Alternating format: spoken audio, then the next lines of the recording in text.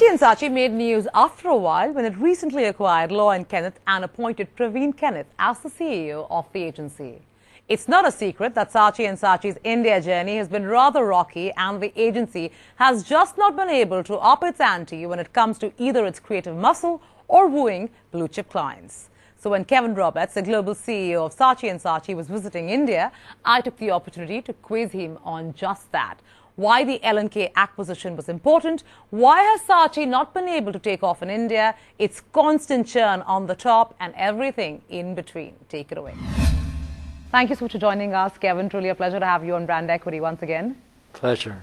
What brings you to India 2 years later?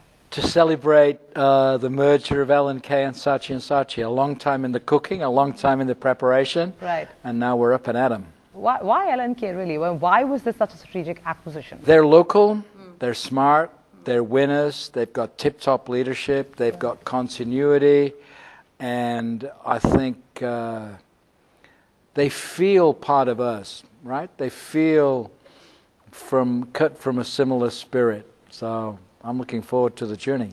I'm glad you talked about that they're a local, smart agency with good leadership, because, usually when big agencies such as yourselves, acquire smaller agencies like, let's say, Law & Kenneth, you don't really have the smaller agency leadership run the entire operation, right? Yeah. And for some peculiar reason, you have PRAVEEN Kenneth, who is from the smaller agency running Saatchi & Saatchi. A, why was that a decision that you thought was fit?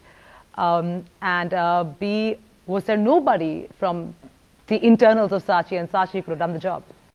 He's a leader. His team are all around him. They've got smarts in most areas. So we thought, let's stay with this team of winners. I didn't want to break them up because I think they work well as a cohesive unit. Now, what we want to do is add to them some creativity, add to them some of our network stuff, and they bring to us local operating performance, skills, capabilities, connections. They know their way around.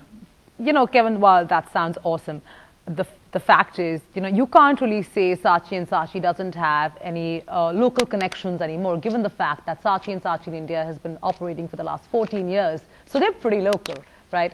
And you've had a series of Indian leadership who've probably given enough insight during their tenure to make the agency quite locally aware. My next question is that, talking about Saatchi & Saatchi India specifically, I think there has been a series of, putting it not so mildly, disasters in terms of leadership and management, really, because this has been such a churn at the top.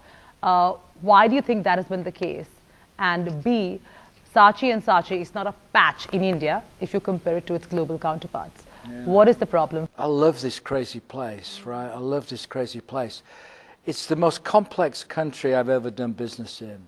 Been very difficult to navigate from outside.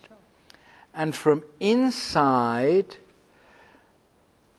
WPP are pretty significant down here. Omnicom are not too bad. So we've found it quite hard to compete with those guys on equal footing. We have been up and down. We've never had consistent momentum. What attracted me to Law & Kenneth was the fact that the founding partners have been there from the get-go.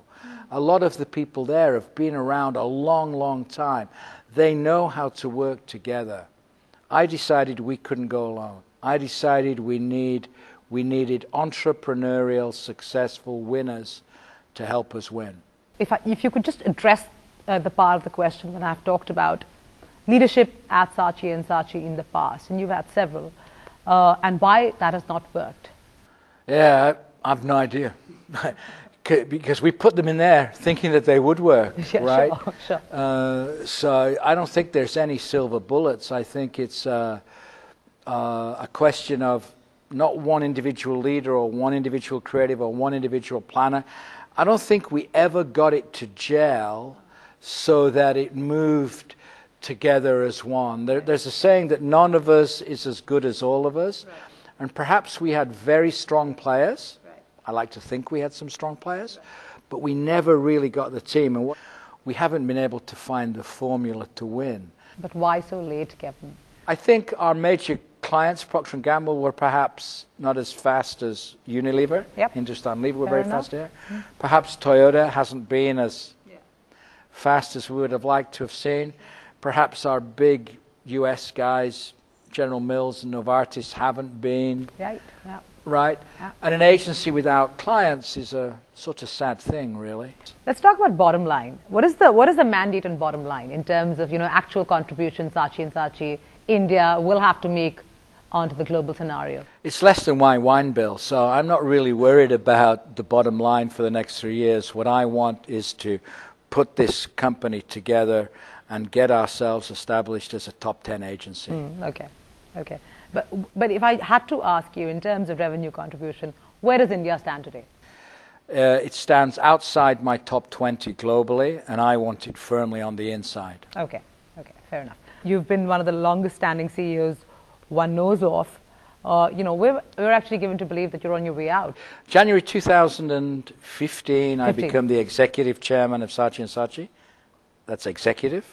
Yeah, okay, got it. Yeah. And then and I also become the head coach for Publicis Group. We have 46,000 people. So my job will move from captaining the cricket team to coaching the cricket team. Okay. And then in 2017, in April, Maurice and I will retire from the four-man directoire, the board of Publicis Group. How would you evaluate Saatchi and Saatchi from a global standpoint, given the fact that, in its yesteryears, it was really a force to create a force to reckon with? We're good, but not great. Yeah. And, as Jim Collins said, the enemy of great is good. So, we got to raise the ante going forward in 2015 and 2016. Well, on that note, I hope I can share the same kind of optimism that you have, and maybe in 2 years' time we'll be talking about a totally different story. Thanks so much, Kevin. Thank you.